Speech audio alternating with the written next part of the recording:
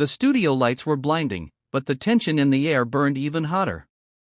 Millions of viewers tuned in to The View that morning, expecting the usual mix of banter, debate, and a few laughs.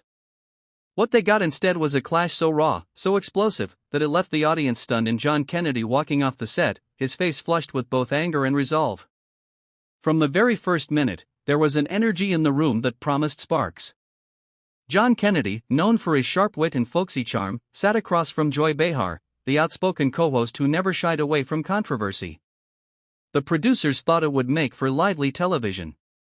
What they didn't realize was that this particular conversation would spiral into something unforgettable.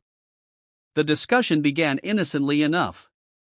The panel asked Kennedy about the current state of the nation, his views on unity, and what he believed America needed most.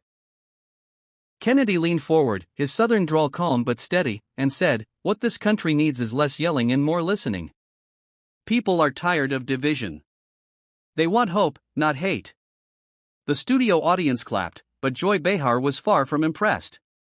"Hope is fine," Joy shot back, her eyes narrowing, "but hope doesn't pay the bills. Hope doesn't fix injustice. And frankly, your party has done more to divide this country than anyone else." The crowd gasped, sensing the brewing storm. Kennedy smiled politely, but his eyes glimmered with fire. "With all due respect, Joy, that's not fair. I don't come here to throw stones. I came here to talk about solutions.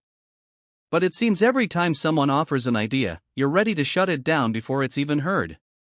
That was all the opening Joy needed. "No, Senator, what I do is call out hypocrisy. You talk about solutions, but you back policies that hurt the very people you claim to care about.